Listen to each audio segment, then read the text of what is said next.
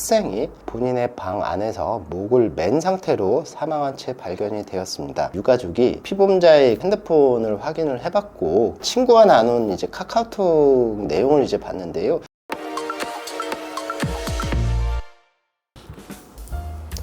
예, 안녕하십니까.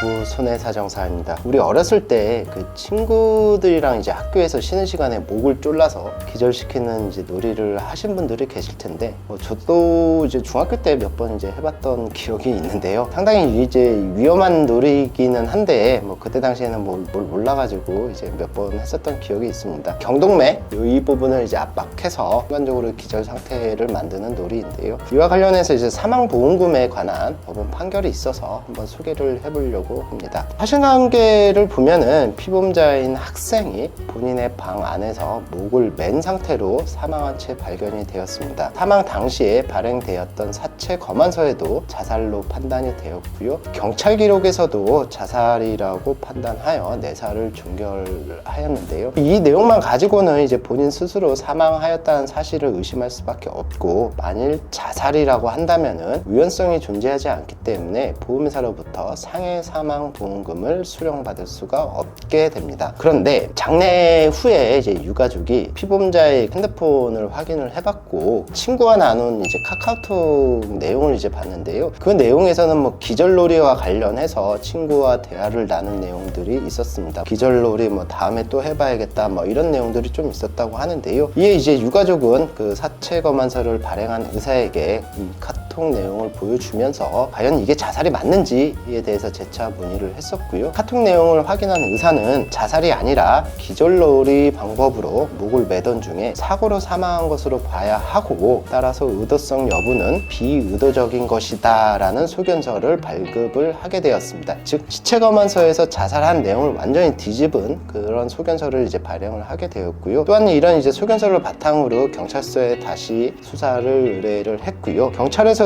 이러한 소견서의 내용을 근거로 해서 자살이 아니라 비의도적 사고에 의한 외인사로 이제 변경을 하게 되었습니다. 보험회사가 자살로 인한 보험금 지급 책임을 면하려면은 피보험자의 사망이 오로지 자살이라는 방법 외에는 다른 방법은 전혀 없다라는 사실에 대해서 입증을 하여야 합니다. 앞서 우리가 얘기한 것처럼 최초 시체 검안서 및 이제 경찰의 기록을 보면은 자살의 힘이 거의 이제 확실해 보이는데, 이후 이제 변경된 소견서나 경찰서의 내용을 보면은 자살이 아니라 기절놀이 중에 비의도적으로 사망한 것으로 했기 때문에 이런 점들을 종합해 보면은 자살이 아닐 가능성이 조금 더 높아 보이기는 합니다. 하지만 이제 보험회사는 피보험자가 사망하기 1년 전에 아버지가 이제 교통사고로 인해서 사망하여서 상당히 힘들어 했었고, 또한 이제 사망하기 약 2달 전쯤에 이 친구가 아침에 늦잠을 자서 시험을 치르지를 못했다고 합니다. 자신을 자책하면서 자해를 이제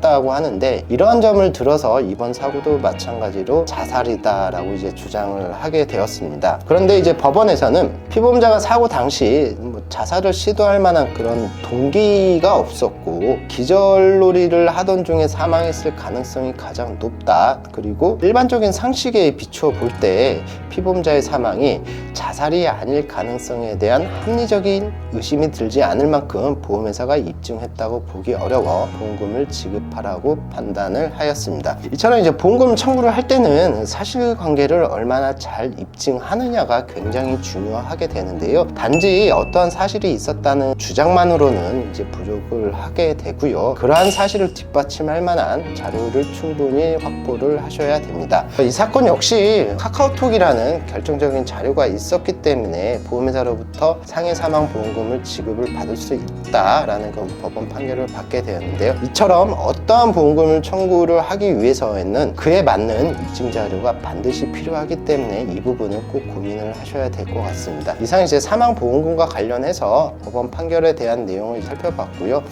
동영상이 도움이 되셨다고 한다면 좋아요, 구독 꼭 해주시고, 만일 도움이 안 되셨다고 하더라도 다음 동영상에서는 도움이 되실 것이니 좋아요, 구독 꼭 해주시기 바랍니다.